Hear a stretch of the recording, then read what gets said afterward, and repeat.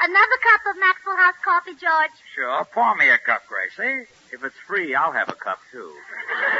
You know, Maxwell House is always good to the last drop. That drop's good, too. Yes, it's Maxwell House Coffee Time, starring George Burns and Gracie Allen.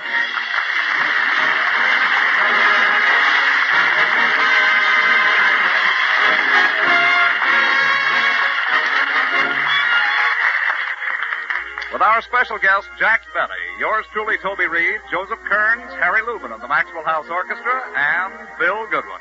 For America's Thursday night comedy enjoyment, it's George and Gracie. And for America's everyday coffee drinking enjoyment, it's Maxwell House. Always good to the last drop.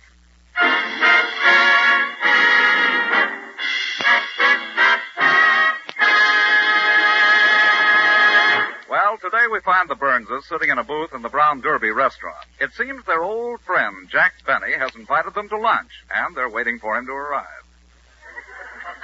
Gracie, I wish you hadn't told me, Jack, wish you hadn't arranged for us to have lunch with Jack. It's always so embarrassing. What do you mean? Well, those lousy tips he leaves. He's been eating here 5 years, and he's yet to tip more than $1. Well, $1 isn't a bad tip. That's for the 5 years.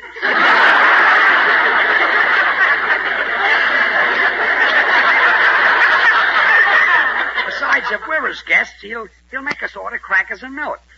The cheapest thing on the menu. Well, Judge, I wish you wouldn't talk that way about Jack. He's always been awfully nice to me. Did you see the birthday present he sent me? Why, no. Well, it's a coupon which entitles me to a year's subscription to Harper's Bazaar. From Jack? Mm-hmm. All I have to do is fill it out and send it in with $7.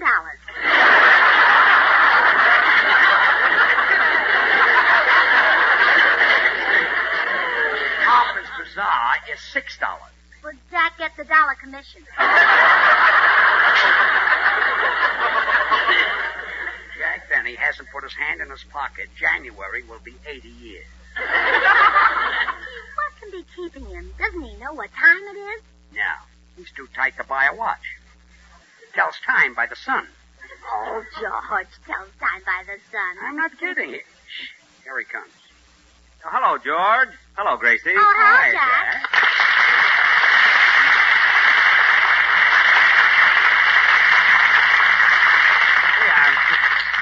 I'm sorry I'm late, kids. These cloudy days throw me.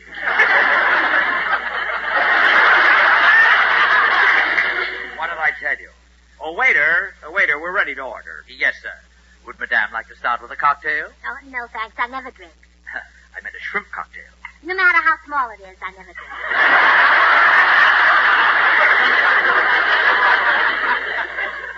Mrs. Burns will have a steak, and I'll have a broiled lobster. Steak and broiled lobster? Well, they're both very good here, but as long as you're in the Brown Derby, you really should order the specialty of the house. You see, crackers and milk. Oh, I've changed my mind. I won't have a steak. Good. I'll have Lambchops. Well, the crackers are very crisp here. They put the crumbs in a sack so you can take them home.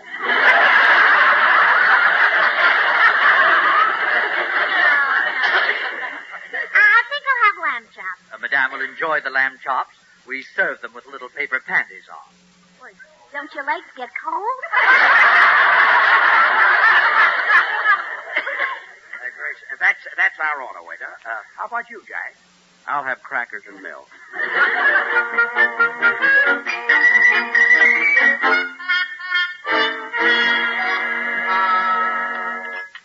That was a delicious meal, Gracie. Where did Jack go? Well, the waiter refused to give him any more crackers, so he went to complain to the manager. My gosh. He talked them out of extra milk. Yeah, wasn't that clever? He kept handing his glass of milk to the waiter and saying, "Put a head on this." And mark my words. We'll get stuck with the check as usual. Well, George, that's your own fault. When the check comes, Jack always says, "Here, I'll take it." But then you always speak up and say, "No, Jack, I'll get it." So he lets you get it. That's right. He knows I'll say that. Well, sure. Well, today when he says, "Here, I'll take it," I'll just keep my big mouth shut. How do you like this place? They refuse to give me extra crackers. Just wait till they ask me to put more bluing in their tablecloths. I'll show them, you know. Excuse me, gentlemen. Here's your check. That'll be $10.30. Here, I'll take it.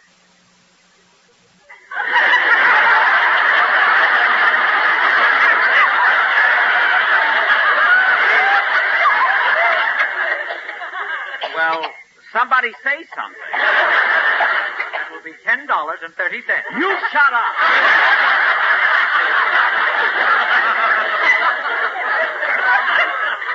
Look, George, if you want the check, I won't fight you. I don't want the check. In that case, we'll fight. Jack, you're the stingiest man who ever lived. Oh, is that so? Yes, that's so. Well, don't act so proud. You're not the first one who ever said that. Now, please, don't get into a fight. There's no point to it. No point to it? You're the only two men in the world who couldn't hurt each other. Well, I'm not paying this check. After all, Jack, you invited us to lunch. Sure, I make a nice gesture. This is the thanks I get. Oh, George, let's not make a scene. Go ahead and pay the check. All right, but I just want to say this. Jack, if you let me pay this check, you're a low, miserable, tight-fisted, conniving miser. You're a disgrace to our profession, and I'll never speak to you again as long as I live. Well.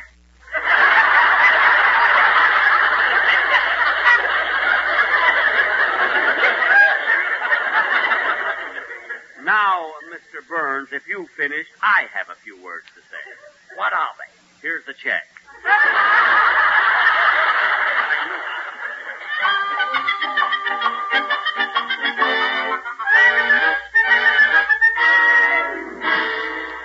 All right, George, we're home now. Calm down and forget about Jack Benny. I can't forget about it. How a man can go through life letting someone else pay his way, I'll never know. Well, now, don't let it make you so nervous. My goodness. When you paid that check, you were so upset you could hardly get my purse open. You know, Gracie, Jack didn't used to be this way. When we were in vaudeville with him, he was an altogether different fellow. Say, now that you mention it, he was. Well, people used to call him Generous Jack the Plunger. Yes, in those days, he spent money like water. I wonder what slowed him down to such a drift. I don't know. Maybe it was the disappointment of you marrying me instead of him. He was pretty sweet on you in those days. Well, I liked him, too. You know, Jack was awfully good looking. Yeah. Of course, that was a long time ago. Now he has to use makeup.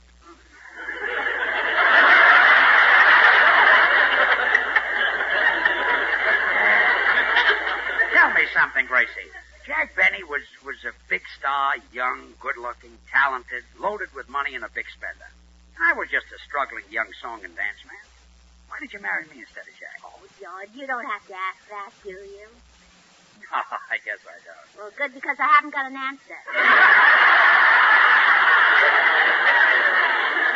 Oh, fine. You know, I can't get over the change in Jack. When he was courting me, he was the most generous man in the world. He certainly was. Remember the night you both proposed to me? Sure. We got into an argument, and I hit Jack over the head with his violin. See? I'll never forget that night. That was 16 years ago, but it seems like yesterday. I remember Jack arrived at my house first. He brought along his violin to serenade me, and when I went to the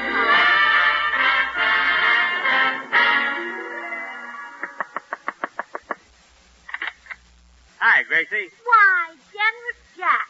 That's me, baby. Here's a couple of dozen orchids for you. Oh, Jack, they're so expensive. What do I care? I always say money is made to be spent. I mean, you can't take it with you. Hey, Gracie, let's go out tonight and have a big champagne party. I've had a dozen cases of the most expensive champagne flown in from France. Oh, I'm sorry, Jack. I don't drink. But, Gracie, Mom's extra dry. Well, then let her drink it. Besides, we don't want to be gone when George Burns gets here. George Burns? Mm-hmm. Will he be here tonight? Mm-hmm. I thought he was playing Altoona. Well, he was, but he got into an argument with the manager. He said he'd never play that theater again as long as he lived. What'd the manager say? That was the manager talking.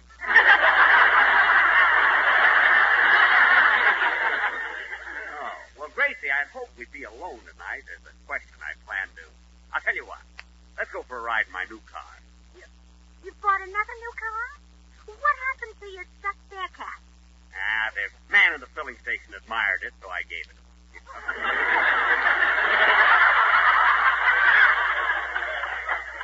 Jack, what kind of a car did you buy this time? A Maxwell.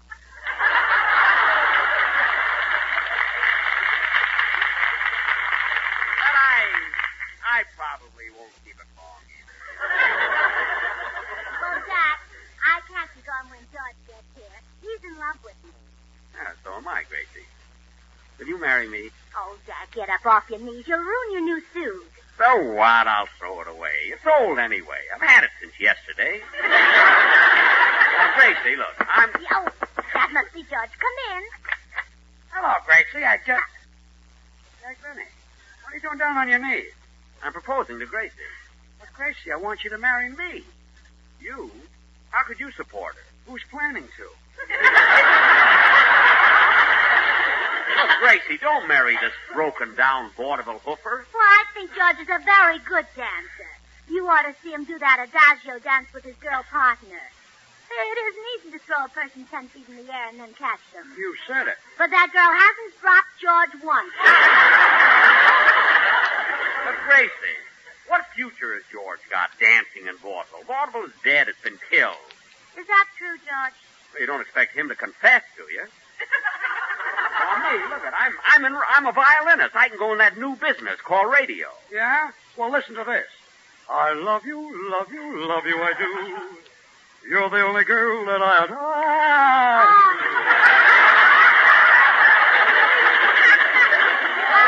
Oh, Jack. When George sings, doesn't it just send you? Yeah, but not far enough. Now, if you want to hear some real music, listen to this.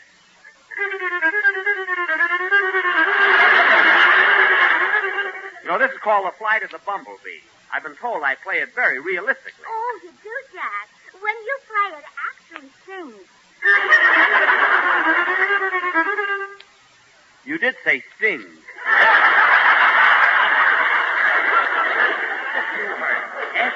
S-T-I-N-K.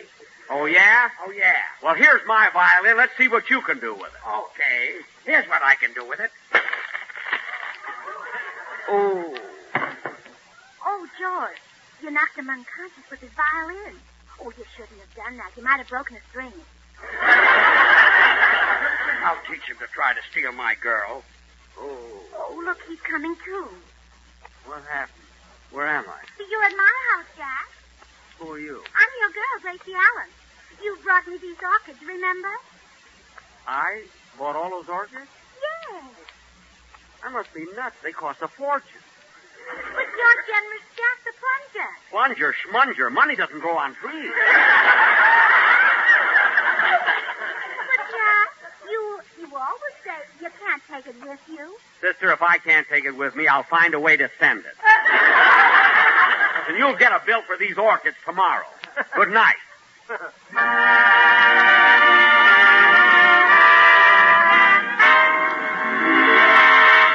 It all comes back to me now, Gracie. From that night on, Jack Benny was a tightwad. Yeah, it was that blow in the head that did it.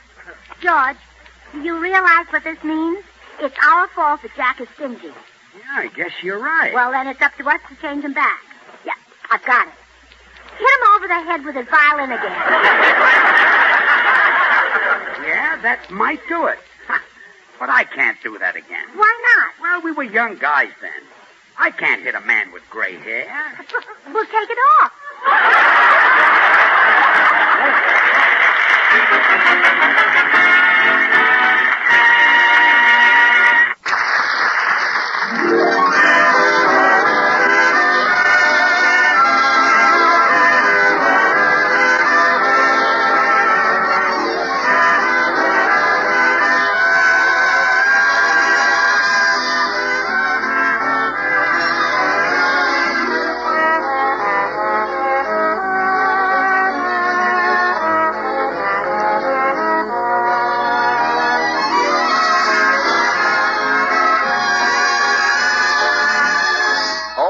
a beautiful morning. And really, friends, what a beautiful, wonderful morning it is when breakfast starts with fragrant, cheering Maxwell House coffee. How about it? Have you discovered how much more enjoyment there is in every cup of Maxwell House? Do you know why more people buy and enjoy Maxwell House than any other brand of coffee in the entire world? Well, the answer, of course, is flavor. Yes, rich, heartwarming, good-to-the-last drop flavor that no other coffee gives you. No coffee but Maxwell House. To create it, our Maxwell House experts combine not one, but many superb varieties of Highland-grown Latin American coffees. With care and skill, they select Monticelli's coffees for mellowness.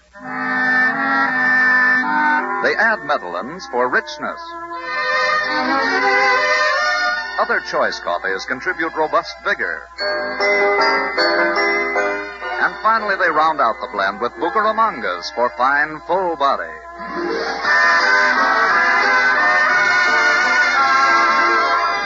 This superb Maxwell House blend is then radiant roasted to flavor perfection and brought to you vacuum-packed in the familiar blue tin. Not just days fresh, but roaster fresh. And because you folks on the West Coast really know and enjoy coffee at its best, Maxwell House is blended and roasted for you right here on the West Coast to satisfy your critical tastes.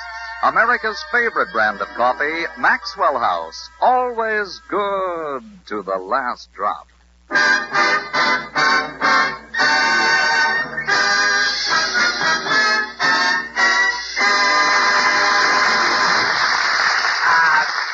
Gracie, I had a talk with Dr. Miller, the psychiatrist. He says the blow on the head might turn Jack Benny into Generous Jack the Plunger. Oh, wonderful. But he says we'll have to create the same situation we were in 16 years ago. Oh, but George, he was proposing to me when you hit him. He can't do that now. I'm married to you. Well, you'll have to pretend that we've split up and that you're single again. You get Jack to give you a date. Oh, well, maybe he won't do it. I'm not as young and pretty as I used to be. Oh, Gracie. Huh?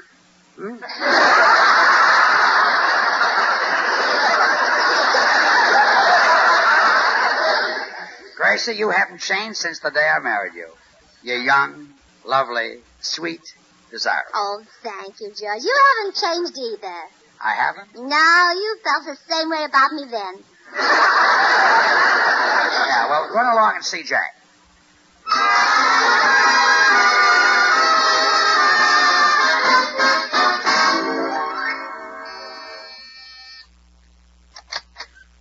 Yes? Oh, hello, Gracie. Hello, Jack. I suppose you came over to apologize for George's behavior at lunch yesterday. Well, no. Why should I care what my ex-husband does? Ex-husband? Oh, didn't you know? It was in all the columns. Well, I haven't been getting the paper lately. The Colemans have it brought right into their house now.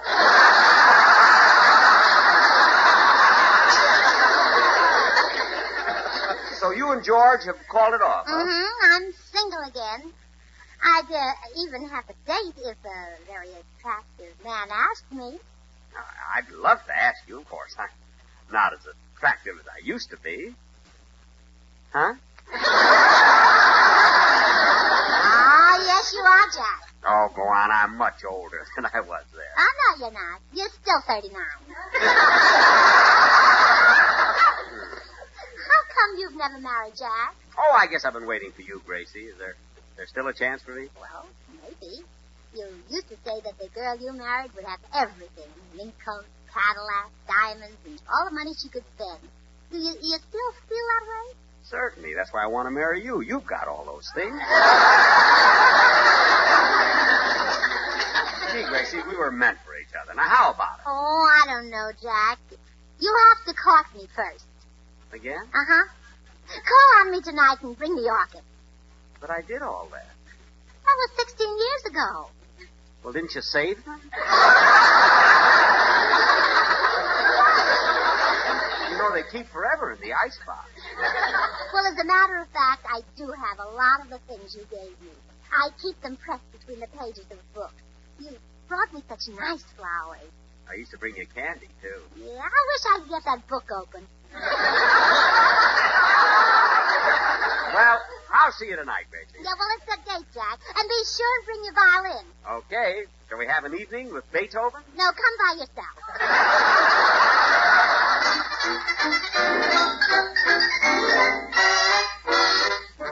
Oh, it worked, George. Jack Benny will come courting me tonight, just like he did 16 years ago. That's great. Now, we want to duplicate that night exactly, so you arrive after Jack has been here for a while. Just a minute. I like the idea of leaving you alone with that old gray wolf. Might try to kiss you. Oh, George, relax. He's bringing his violin. So what? So by the time he carries that over, he'll be all tired.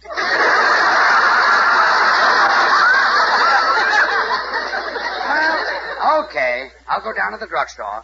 See you later. Oh, kiss me goodbye. Okay. George, have you been carrying violins? No, just the rosin. I'll see you.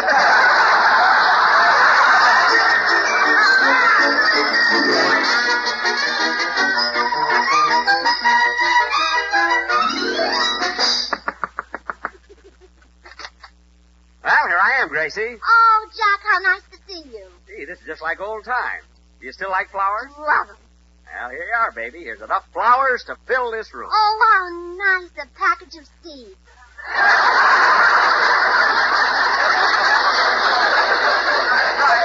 I mean, after all, it's spring. You know, half the fun of flowers is watching them grow and seeing them raise their tiny green heads.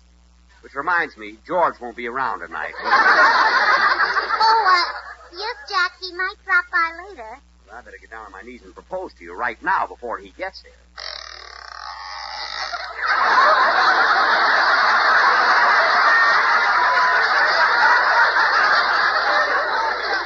Darn it, I'm too late. I heard a door open. That was your knee. Come in. Hello, Gracie. Oh, Jack Benny. What are you doing down on your knees? Never mind. Just help me up.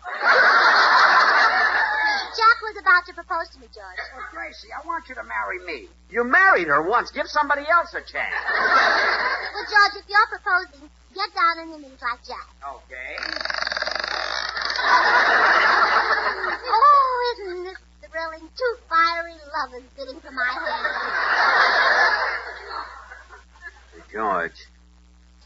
George, does this cold floor bother your rheumatism? It's murder. And I found some stuff that's awfully good. Really? What is it? I've tried everything. It's a new liniment. Works wonders. That's for me. My knees have been killing me. Isn't the rainy season just torture? Awful. I must get that liniment. I'll let you try some of mine. Oh, some fiery lovers. We'll have to honeymoon at the Mayo Clinic. Boy, you're proposing to me, remember? Oh, come in. Hi, Gracie. Where's the... George and Jack Benny down on their knees? What goes on here? Well, can't you guess, Phil? Somebody dropped a penny, huh? Guess again, comedian. Bill, we happen to be proposing marriage. Well, I hope you'll be very happy together. Would you like to drop back in about 2 weeks? Oh, not me. I want to stick around and see who asked who what and what the answer is. Bill, look, Dimples, we're proposing marriage to Gracie. You see, George and Gracie aren't married anymore. Gracie, is this true? Well, yes, Phil. I'm single now, but George wants me to marry him again, and so does Jack Benny. I can't decide between them. Can't decide between them. Gracie, this is your chance to marry one of the biggest stars in the country, a man with a great future in television. Yes, I was good, you know. Not only a great talent, but loaded with personality, charm, good looks. Blue eyes, don't be a fellow. Gracie, you lucky girl. This is your chance to marry me. You? Scram, you're lousing up everything. Pay no attention to him, Gracie. I'm asking you to be the mother of my children. How many have you got?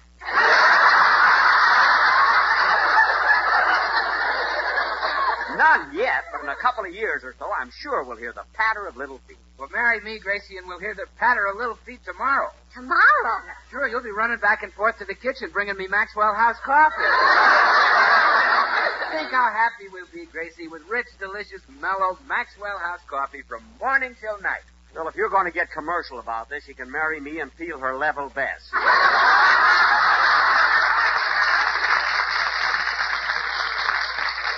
Oh, you serve Maxwell House coffee too, huh? Isn't it great, Jack? You know, Maxwell House is a blend of choice Latin American coffees, radiant roasted to the peak of flavor perfection. Bill, I meant that if Gracie married me, we'd have plenty of lucky. Lucky? Yes, what do I work for? Darned if I know. You got all the money in the world. See, Wiz, you can buy Maxwell House by the carload. And Maxwell House is America's favorite coffee. Always good to the last drop. How about it, Gracie? Will you marry me? Well, I'm sorry, Bill, but it's between George and Jack. But don't feel bad. Whichever one I choose, you'll be the best man at the wedding. Well, obviously. So long. How about it, Gracie? How about it? Will you marry me? No, she's going to marry me. But, Gracie, George has no future. I mean, radio's passé. I'll be a sensation in that new business, television. Well, so will George. In fact, I've heard lots of people say that television would collapse without him. They said it would collapse without George? That's right. They said that George single-handed is holding up television. Yeah, I wonder how they meant that. Look, I know how to settle this, Gracie. I'll serenade. George, hand me my Stradivarius. This violin is a Stradivarius? Certainly. I got it from Sam Stradivarius, the pawnbroker. Oh, Sam. Now, let me have it. Well, you heard him, George. Let him have it. I'll be glad to.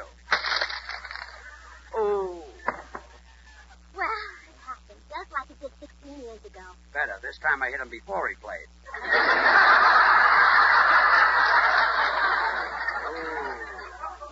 What happened?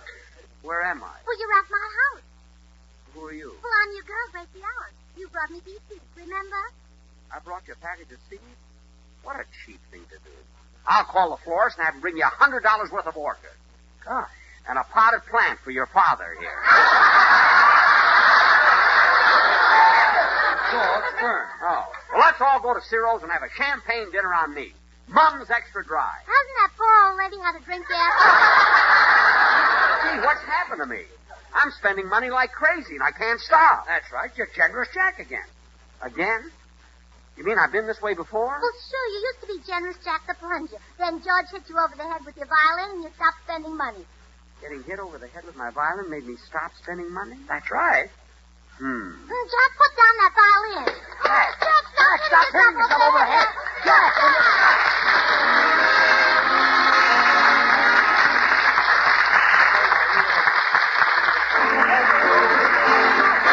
Good things. The easy way. You like good things the easy way? Then get instant Maxwell House coffee. So good. So good. True coffee flavor and fragrance, because Instant Maxwell House is not a so-called coffee product. It's all pure Maxwell House coffee in instant form. And so easy. So easy. Instant Maxwell House means great coffee instantly in your cup. No fuss, no muss, no bother. Today, try Instant Maxwell House. Instantly good to the last drop. Until next Thursday, when we will have as our guest Robert Montgomery, good night and good luck from the makers of Maxwell House.